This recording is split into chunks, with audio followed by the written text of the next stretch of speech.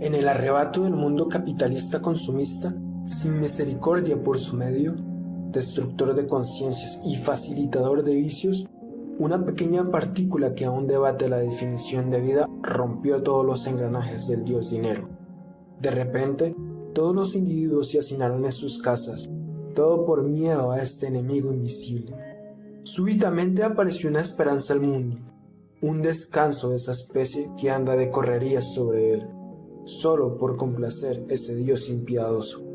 Sin embargo, fue una falsa ilusión, pues pronto se demostró que ese egocentrismo de esa especie es imparable, que increíblemente parece que ve fascinada y sin espera el fin de sus días, simplemente por no controlar sus instintos. ¿Habrá futuro?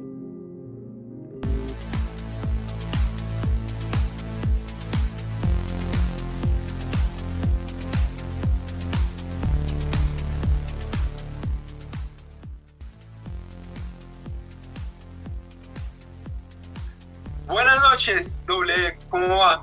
Bien, acá estamos haciéndole. Oiga, intrigante. Una noche muy calurosa por acá. Está haciendo calor en todo lado, mano. Venga, ¿qué le iba a decir? Intrigante la frase, la introducción de este podcast. Vamos a ver esa frase, ¿a qué viene? Ahí quedó una pregunta abierta. ¿Hay futuro? Hay futuro. Bueno, complicado. ¿Futuro para quién? ¿Futuro para cuántos? ¿Sí o qué? Es el problema, futuro para el que tenga plata y pueda comprar una casa en los mejores terrenos. Bueno, para toda la audiencia, este nuevo podcast, que como recordarán se llama Diálogos, en esta ocasión tiene la temática del asunto complicado, difícil de tratar y de manejar, la pandemia, ¿no? Yo creo que ya todo el mundo está harto de eso, yo creo que ya pandemia le sale hasta en la sopa a la gente. Todo el mundo está súper aburrido, ya todo el mundo está en el pensamiento, ya salgamos y que se muera el que se tenga que morir. Una locura. Solamente hay que mirar ahorita a los alemanes, los italianos y los franceses, que ya les tocó volver al confinamiento. Y así estamos, no sé, pues digamos nosotros estamos ubicados en regiones geográficas diferentes, pero yo creo que en nuestros sectores estamos viendo que después de mucha libertad, yo creo que hay otra vez el temor otra vez al confinamiento y que pareciera que va a tocar volver a ese confinamiento. No sé cómo está la vaina por allá donde está el viejo J. Pues está, previsiones para volver al confinamiento no las hay, porque aquí hay más que todo es una guerra política, en el cual el presidente ve que quieren volver al confinamiento y él va a decir no porque la economía se viene abajo. Y otra cosa, hay que recordar que más que una democracia, nosotros vivimos es una plutocracia, que es donde los que tienen plata, bueno, es un problema que ya acarrea desde el nacimiento de la democracia como tal en Atenas, que es el que tiene plata por el presidente, y como el presidente obviamente se le va a perjudicar el negocio a los que pusieron la plata de campaña, ellos dicen, no, abran todo y que siga la fiesta y que muera el que tenga que morir. Claro, ni siquiera es una economía para el bienestar del pueblo, ¿cierto? Es para el bienestar de un grupito. Claro, es obviamente para la reducción. Y veamos que la desigualdad antes estaba aumentando, que los que tenían dinero están teniendo aún más dinero. Eso es uno de los problemas que vivimos hoy en día. Cuando comenzó este asunto de la pandemia, muchos famosos, por ejemplo, recuerdo yo a Madonna, salió diciendo que esta pandemia, esta enfermedad era el gran, homogenizador, el gran unificador, que no tenía distinciones de género, raza, nada, o sea, eso a todos nos trataba por igual, incluso a los que tienen plata y a los que no tienen plata. Pero pues yo no sé, yo pienso que eso ahorita no es como tan así. Cuando uno se da cuenta que el que no tiene plata tiene que hacer fila en urgencias a ver si se libera una cama UCI, mientras que el que tiene plata se consigue, si quiere comprar la cama UCI para él, una sola para él, claro, y para toda la familia. Entonces yo creo que eso no es como tan igualitario, ¿no? Yo creo que ahí radica mucho eso de que las decisiones políticas que se tomen pues no son para el beneficio general, sino para el beneficio de unos grupitos. Entonces, pues, complicado. Claro, es que, por ejemplo, ya sabemos que la tasa de mortalidad es muchísimo más alta en las clases económicas menos favorecidas que en las más altas. Claro. Y es ¿cómo decirlo? Es algo complicado de ver porque, por ejemplo, todo esto de cómo evolucionó y cómo migró el virus de país en país, se vio que llegó a las principales ciudades es a través de los barrios más ricos. Entonces se ve que por culpa Claro. de la vida, comillas, normal, de los ricos que viajan entre países, llegó y está matando a los más pobres. Claro. Es algo bien complejo. Cuando llegó acá a Latinoamérica, el auge en Europa era Italia. Todo el mundo hablaba de Italia, y Italia estaba en la peor crisis, y seguramente acá a Latinoamérica llegó de vuelos desde Italia, es lo que se especula. No sé qué tan cierto, no sé si de pronto J tenga alguna información adicional ahí que me pueda rotar, pero se supone que desde allá, generalmente desde Europa, es que se llegó esa enfermedad, y pues precisamente como lo habían mencionado, era por vuelos de gente que estaba en vacaciones, paseando, visitando la familia, etcétera, y pues yo no veo a la gente de los estratos más bajos pues en ese tipo de planes, ¿no? El paseo de río por un viaje a Europa, bueno, pues no sé, hay como mucha diferencia ahí. Sí, la verdad es que llegó, pues obviamente el primer foco fue China. Aquí se tienen registros de que el primero había ingresado en diciembre, pero que había llegado de China, aquí en Sao Paulo, y que pues ya cuando se vio el brote de Italia, que fue el brote más peligroso, ahí ya es como se intentaron cerrar, pues esos broches, se intentaron confinar, digamos, a Italia, al norte de Italia, pero pues ya era tarde, ya se había esparcido por todo el mundo. Y además que cuando dicen, por ejemplo, que una zona de las más ricas es el norte y que muchos italianos van allá a estudiar y dicen, vamos a cerrar, lo que hacen los estudiantes es, nos vamos a nuestras casas, claro, en cada ciudad de Italia, al sur de Italia. Claro. Infestaron todo. A regarla. Infestaron todo, España, fue. ¿Ah? A regarla por todo lado. Claro, es bien complicado, bien complicado. Bueno, es que también hay que entender que, digamos, esa educación, esa cultura actual de no solamente de los países del tercer mundo, sino también de los países desarrollados, la pandemia lo demostró, esa educación sobre la salud, sobre los aspectos científicos, es como muy mala, ¿no? Como que hubo una reacción muy mal ejecutada por parte de la humanidad. O sea, la humanidad no supo reaccionar, se crearon movimientos que estaban en contra, se crearon movimientos especulativos, pseudociencias empezaron a surgir como la salvación, políticos empezaron a utilizarlo como su estrategia geopolítica para hacer quedar bien o hacer quedar mal al que les cae bien o al que les cae mal, bueno, etcétera, muchas vainas pasaron, ¿no? Sí, eso se ve, por ejemplo, acá hubo una guerra entre los gobernadores y el presidente de la federación. En Colombia se vio lo mismo, por ejemplo, Claudia López con Duque, que tuvo esos encontrones. Y eso es así, es decir, ningún político va a salir bien parado en cuanto a eso. Siempre es y que usted cómo ve, por ejemplo, el tema de las causas. ¿Usted qué tendría por añadir de cómo surgió? ¿Por qué? ¿Será que van a haber más pandemias? Pues que eso es muy complicado, ¿no? Eso es un aspecto, digamos, no es algo de ahora. Eso es algo, digamos, las causas netas de por qué sucedió específicamente esta pandemia, tiene, digamos, una cola muy larga, digamos, un trayecto muy largo. Pues sabemos que este es el virus chino, como lo llaman despectivamente, que pues yo no estoy muy de acuerdo con esa categorización que se le ha dado. Sobre todo porque pues también fomenta un poco la xenofobia, ¿no? Y pues entonces si nos remitimos allá al sitio de origen de este COVID-19, nosotros nos empezamos a preguntar, venga, pero es que ¿cómo es que esta gente que se pone a jartar animales tan raros nos va a poner a toda la humanidad en cuarentena por jartar bichos, por comer bichos? Pero bueno, no, toca ver por qué comen. Explotar. Claro. Es que, digamos, obviamente la humanidad siempre ha tenido esas pandemias, y que se ha hecho más notorio en cuanto estamos más conectados. Y por ejemplo, los virus siempre van a estar allí, en los bosques, en los animales. Y digamos, si hay pérdida de bosque, más sobreexplotemos la naturaleza, más vamos a llegar a esos virus.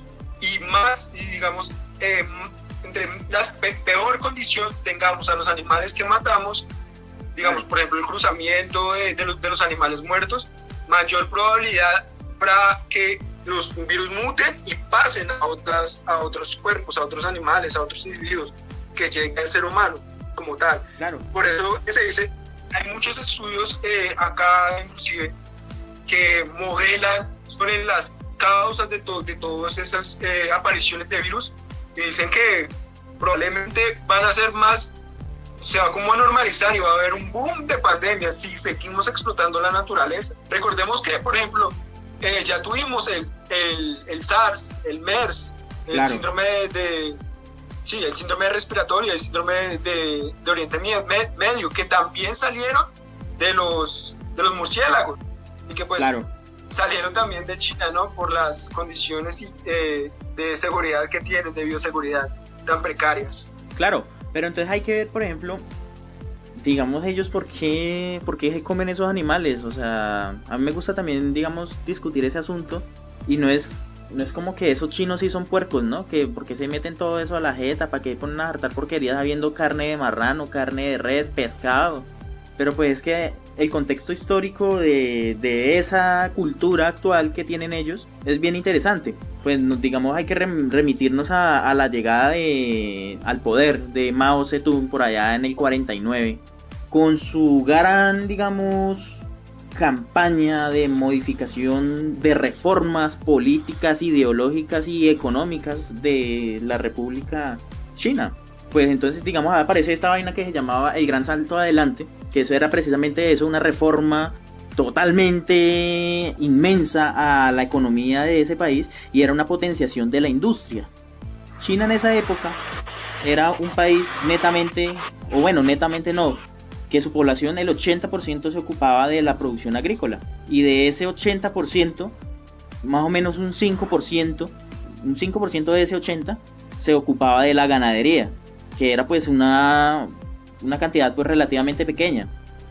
¿Qué pasa? Cuando Mao Zedong llegó al poder y empezó a implementar esto que se llamó el Gran Salto Adelante, se buscó potenciar la industria del país, y al buscar esa potencialización de la industria del país, que buscaron buscar mano de obra. Entonces empezaron a jalar toda esa gente que antes trabajaba en el campo y se la empezaron a llevar a trabajar en la industria en las grandes ciudades.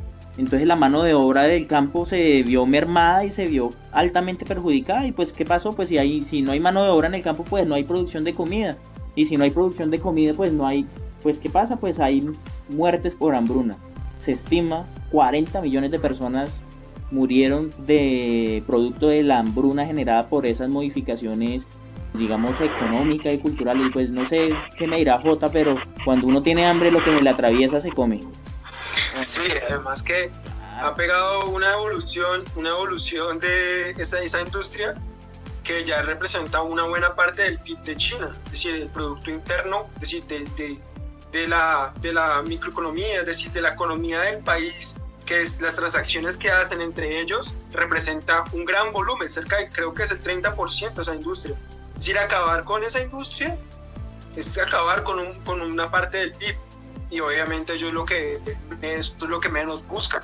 Y ahí, digamos, es muy interesante ver que los argumentos que da la gente para decir que fue un plan del virus chino, y es, pues uno de los argumentos que tienen a favor es, por ejemplo, la evolución del PIB. Ahorita China, cuando, por ejemplo, Estados Unidos está cayendo el 9.5%, Alemania el 10.1%, Italia el 12.8%, y todos los países están cayendo su Producto Interno Bruto. China ahorita incrementó 11.5%, es una locura. Imagínese. Porque todo el mundo va a buscar allá pues, tapabocas, implementos médicos. Toda la manufactura que tienen ellos, claro. Es que... Claro, y es que también, digamos, eso también, lo que usted dijo, también es un tema para otro podcast, que es como una dictadura, porque ellos tienen prácticamente una dictadura, pues favoreció a uno de los puntos para crear empleo o generar riqueza, que es cuando todo un país va en la misma dirección, pues claro, se progresa. Pero obviamente hay una consecuencia que tienen ellos, que es pues la precarización que vivieron durante muchos años, con los sueldos de miseria, y que por eso se trasladaron muchas industrias de Estados Unidos allá. No, pues es que, digamos, en este momento se podría decir que toda una nación va en un mismo sentido, ¿no? Pero es que precisamente lo que, o sea, veámoslo desde el punto de vista biológico, usted que mencionó ahorita, digamos, de los reservorios de virus a nivel natural. En la época en que la cultura china se empezó a enfocar en el consumo de fauna silvestre, lo hizo porque había una necesidad producto de, digamos, una pésima planeación, digamos, estatal. Esas muertes, esos 40 millones de muertes que hubo fue producto de un mal manejo estatal que pues generó que una población con hambre se fijara en esa fauna, y pues actualmente ya está totalmente incorporado en su cultura. Ya actualmente existen grandes mercados, como por ejemplo el mismo mercado de Wuhan, donde se conoce que se originó el asunto de la pandemia, el origen de los contagios del COVID-19. Y bueno, entonces, ¿qué podemos nosotros pensar? Una problemática, digamos, de una pésima planeación en determinado momento, pues paralizó el mundo 60 años después, 70 años después. ¿Cómo lo diríamos ahí? Porque, no, es que ya había salido virus de ahí, el SARS, el MERS, que ya habíamos hablado, que ya había mencionado, salieron de ahí. Lo que pasa es que, bueno, obviamente hay que reglamentar todas esas causas, por ejemplo, la bioseguridad, lo de cuerpos cruzados encima de otro, hay que reglamentarlo. Pero, digamos, se sabe, ya han salido muchos virus de ahí. Lo que pasa es que una de las métricas que tiene el Partido Comunista, el Partido Único de allá en China, es que siempre tienen que presentar resultados positivos. Y en esos de resultados positivos, el gobierno local de Wuhan nunca proporcionó datos de que está pasando, lo que había aumentado los casos de neumonía en la localidad. Y al no reportarlo, y se postergó todo eso, y presentaron obviamente datos manipulados, que se sabe que los datos que actualmente se tienen en China son malos, pues no se tomaron las medidas en su debido momento. Y eso es la verdad.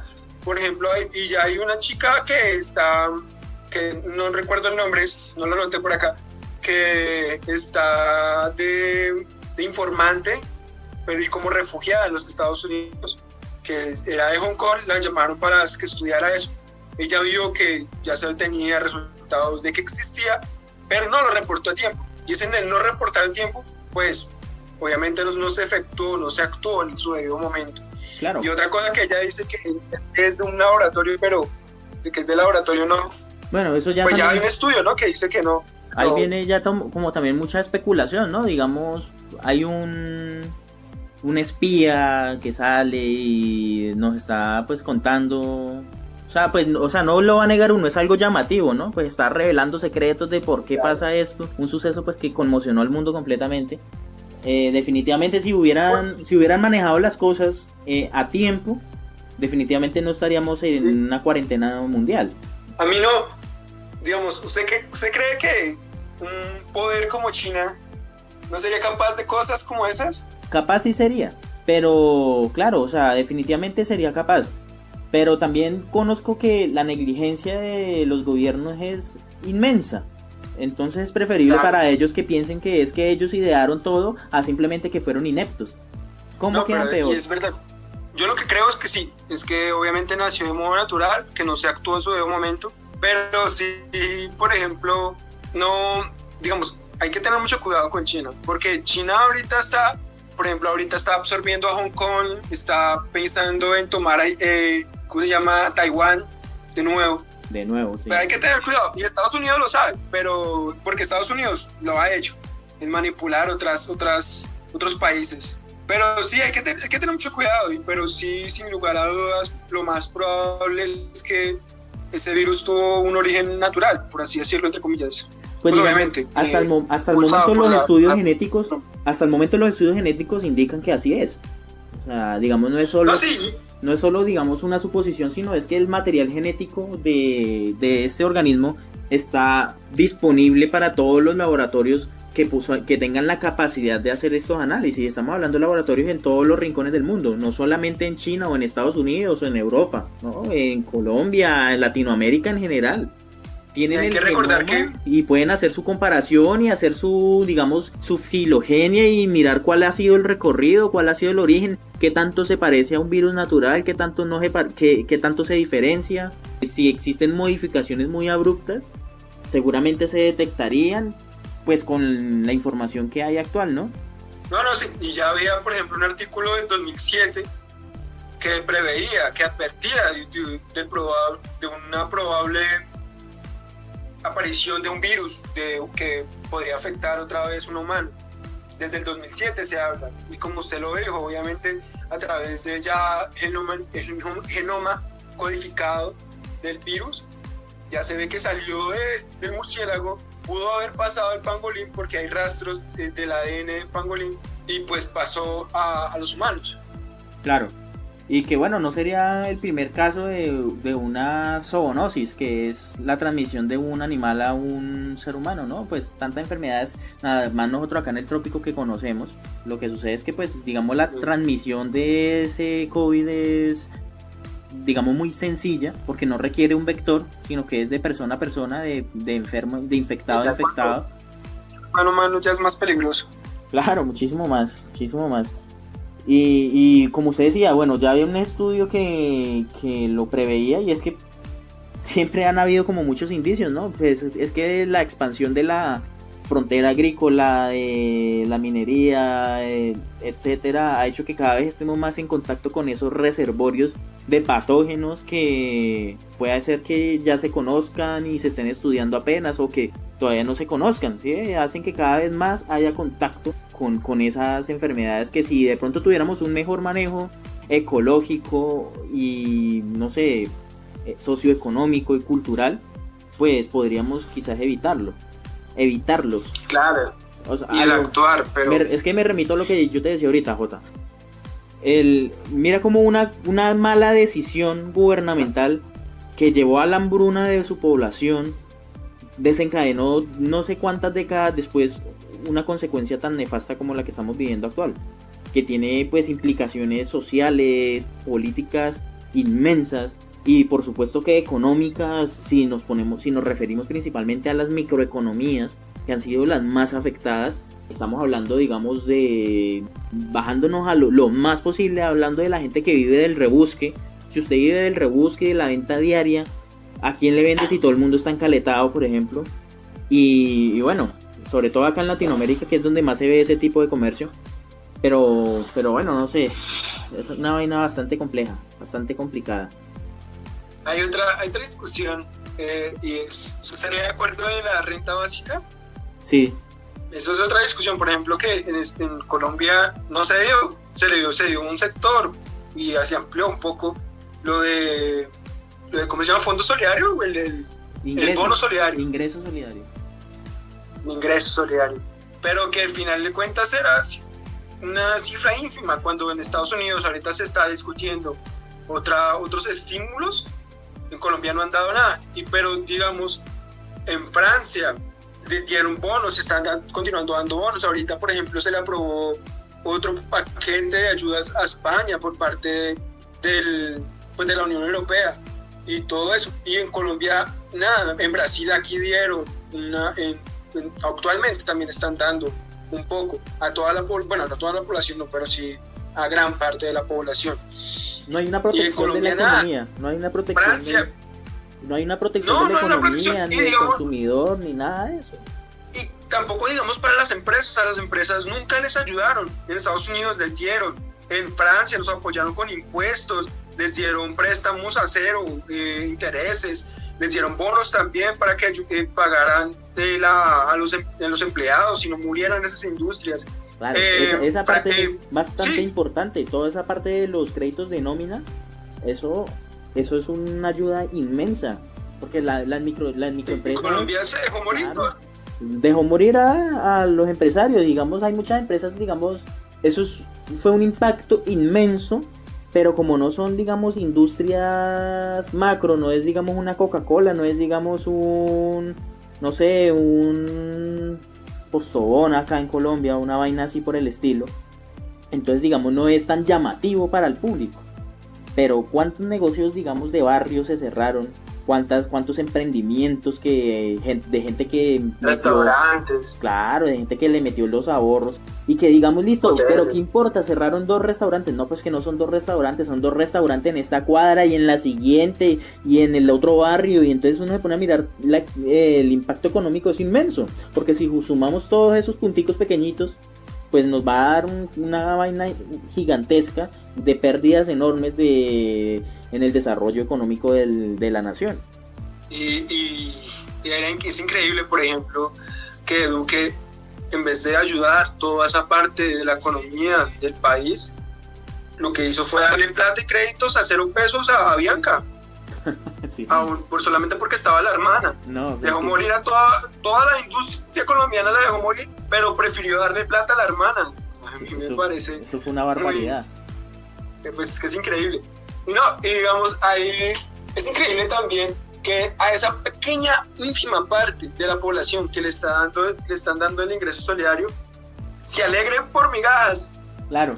Hay otra cosa que, por ejemplo, no se ponen a analizar en los comentarios, y es que esa pequeña, ínfima parte que le dieron la plata, obviamente están apoyando a Duque, son uribistas. Claro. Y se ponen a criticar que porque hay mamertos que piden dinero, es decir, ellos están recibiendo dinero y critican que porque piden. En fin, la hipotenusa, ¿sí o qué? Sí, es increíble, es increíble. No, pues que desde que a uno le estén dando. Yo alguna vez me he encontrado con una historia, no sé qué tan cierta sea, pero era, digamos, la historia de Mussolini hablándole a sus generales. Y él les decía, ¿cómo vamos a tener controlada la población? Entonces Mussolini llevaba un pollo. Con este pollo yo les voy a enseñar. No sé si J conoce la historia tal vez, pero empieza este tipo a arrancarle las plumas al pollo y a quitarle las plumas y el pollo chilla y cada pluma, ¡ay! Chillaba el pobre pollo, a poner sonido de pollo acá chillando.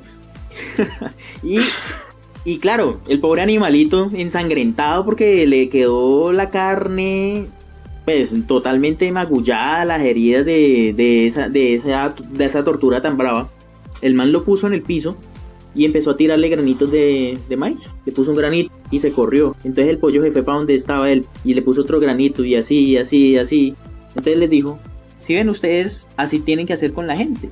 Yo le quité todas las plumas al pollo, pero le estoy tirando migajas y él todavía me sigue.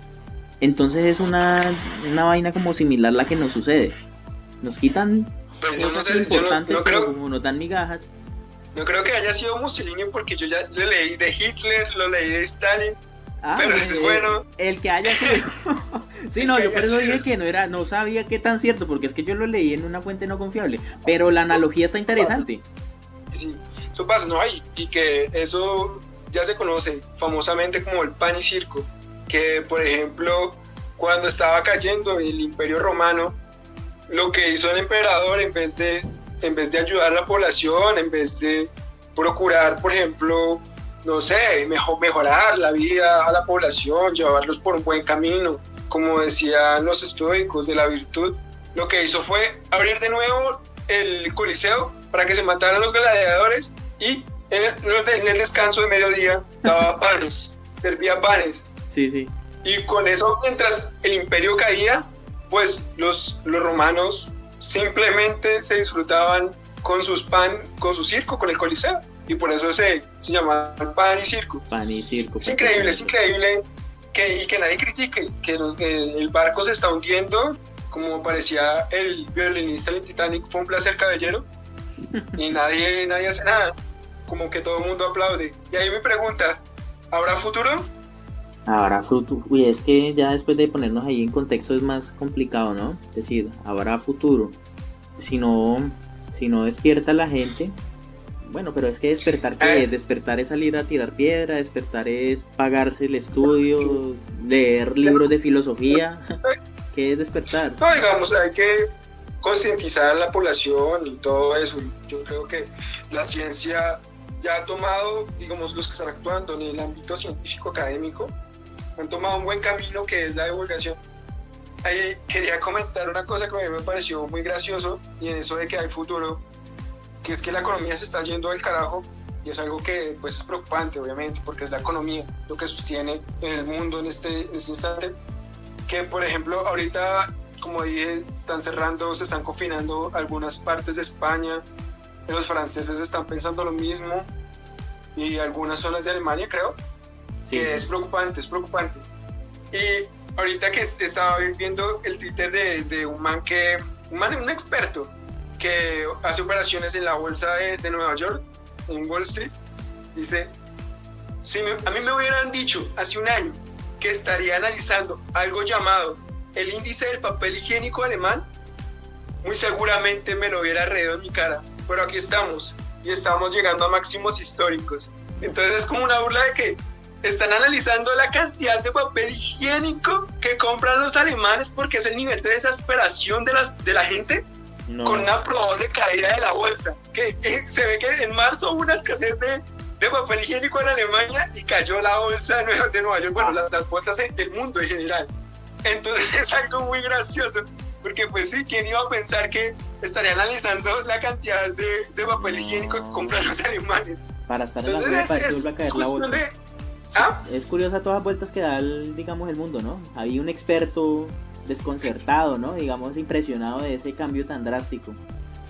Es muy chistoso. Pero sí, es increíble, y digamos, el fin de los estímulos que están discutiendo en el Senado y que en este momento no se ha pactado es porque estamos próximos a las elecciones del 3 de noviembre. Sí. Porque obviamente si lo pactan ayudaría a Trump y los republicanos y los demócratas quieren pactar.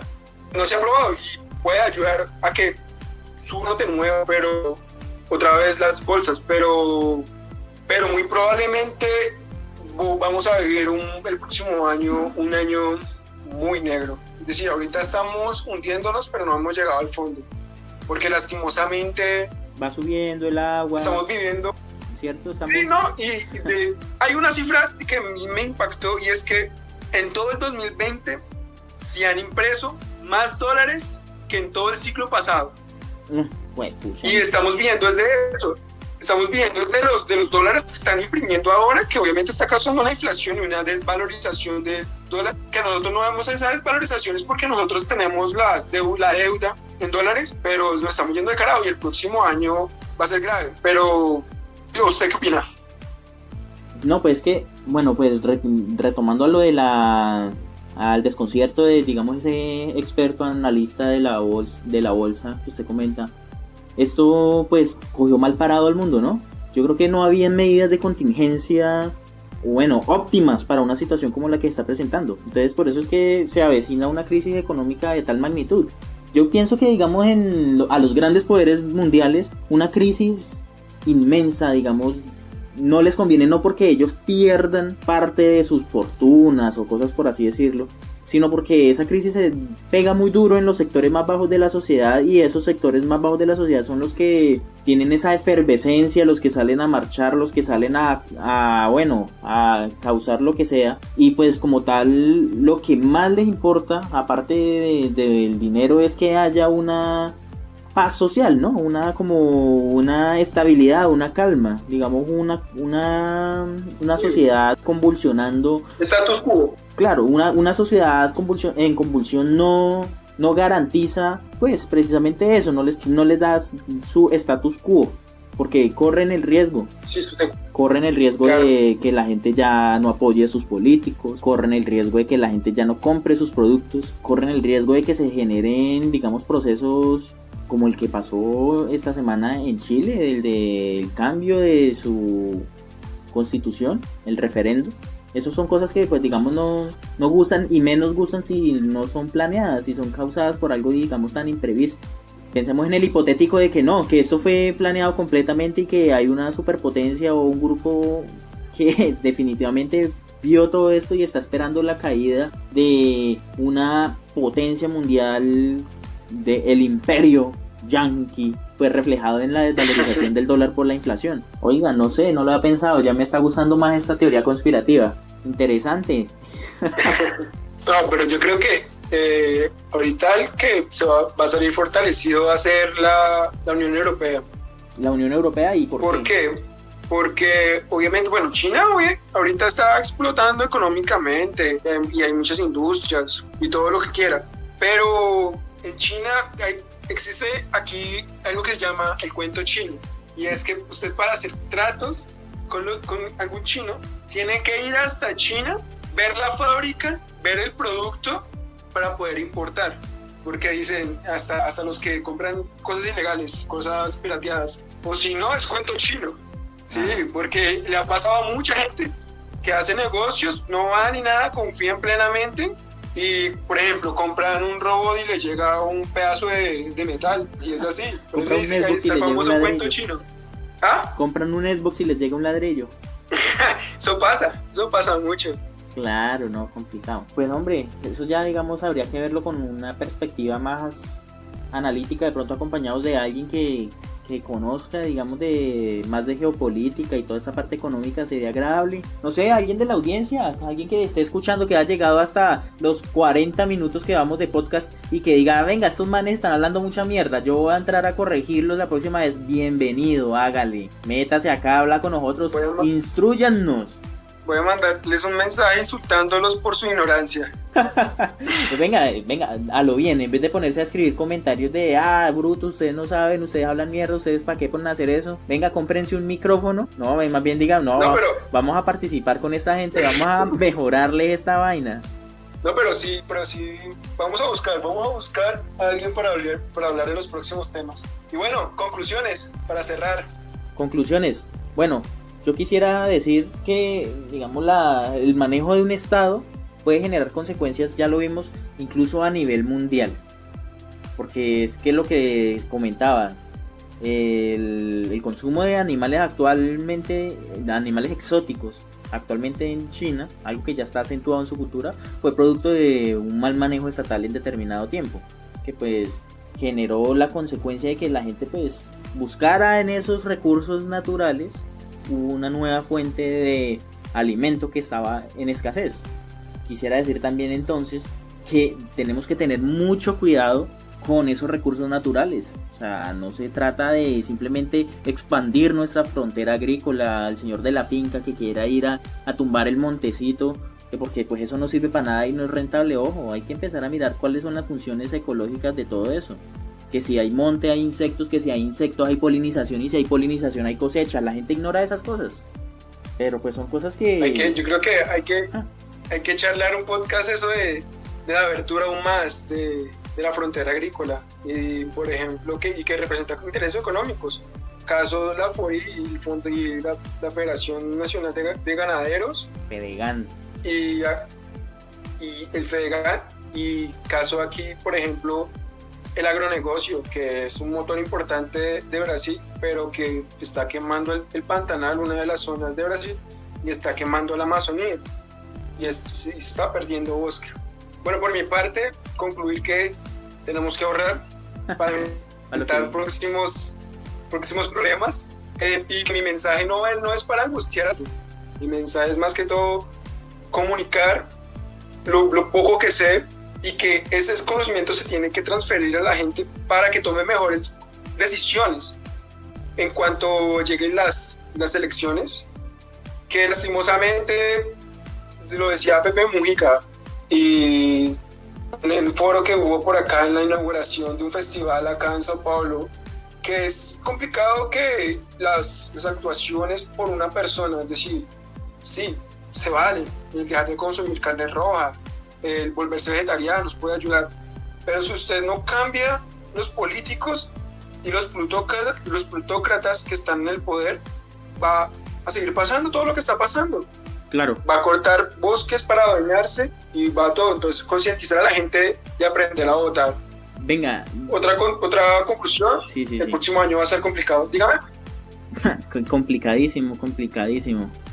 No, venga, yo quería hacer, digamos, un pequeño comentario ahí con respecto a una de sus conclusiones, y el asunto de que, digamos, los pequeños cambios sí sirven, no sirven, pero es que es muy complicado. Digamos, la percepción actualmente del ser humano del ser humano actual, de la humanidad, de esta civilización del siglo XXI, 2020, es que pues nosotros con pequeñas acciones podemos llegar a generar cambios, por ejemplo en las emisiones de CO2, por ejemplo, no que no prenda el calentador, no que coja bus en vez de sacar el carro, cosas de esas, pero es que hay que ver que la mayoría de los recursos están concentrados en un porcentaje muy bajo de la población, y ese porcentaje bajo de la población al mismo tiempo es uno de los que más contaminación genera mayor contaminación que incluso esa gran mayoría que cuenta con menor cantidad de recursos. Y eso puede sonar un poco clasista o lo que sea, pero pues en realidad no es que sea clasismo ni nada, simplemente es que son los hechos de producto de diferentes mediciones que se han hecho y estudios que se han publicado, que en este momento estoy tratando de mirar a ver si encuentro, pero creo que se lo va a quedar debiendo porque no encuentro. No, digamos, eso que se llama la huella de carbono y que cada persona está emitiendo, sí, claro, hay que evaluarla y podemos hacer pequeños cambios, pero ahorita las consecuencias las estamos viendo ya y se están acelerando a un nivel exponencial a medida que pasa el tiempo. Claro. Por eso es que se dice que es urgente que haya un cambio más que todo político, un cambio en la gente para que elija mejor los políticos, que estén más concentrados y a favor del medio ambiente, porque sí, se vale, pero ¿de qué vale yo irme en bicicleta si, por ejemplo, Donald Trump está apoyando la industria petrolera a todo gas? ¿De qué sirve que volverme vegetariano si está el Fedegan y su apoyo al gobierno haciendo oídos sordos y haciéndose el ciego ante la mayor abertura de la frontera agrícola? Pues nada estoy haciendo. Por eso es que tenemos que fijarnos en los políticos que estamos eligiendo. Esa es como mi conclusión. Eso es totalmente cierto. Mira, ya para cerrar la idea que estaba diciendo yo ahorita, qué pena que me metí ahí en las conclusiones como atravesado, pero es que me parece bastante interesante. El estudio es de Oxfam, se conoce como Confronting Carbon Inequality, ese es el nombre del estudio para que el interesado de pronto lo busque, y menciona que si en la próxima década el 90% de la población más pobre del planeta deja de emitir CO2, solamente el 10% que queda de personas más ricas van a rebasar los límites establecidos pues digamos en los acuerdos internacionales de emisión de gases de efecto invernadero y de CO2 en este caso. Es decir que entonces digamos no es un trabajo conjunto, porque si el 90% no tiene acción, no puede hacer realmente nada, significa que entonces hay que generar un cambio pues sociocultural, económico y político, como dice Johan. Yo creo que esa es la conclusión más bonita que podemos hacer. Hay que hacer otro podcast de lo de la huella de carbono y como por ejemplo lo de llamar la fast, como la moda rápida. Uh-huh. La fast fashion creo que es. Pero sí, es complicado. Bueno. ¿Una cosa para cerrar? No, yo creo que ya, no, pues despedirme, agradecerle a los que llegaron hasta estos minutos. Un abrazo, un agradecimiento y se la va a pagar con me gustas. Sí, comenten, no mentiras. Sí. Bueno, Jota, se cuida, hombre. Un placer. Estamos conversando. Igualmente. Siempre con tapabocas y distanciamiento social, chicos. Chau.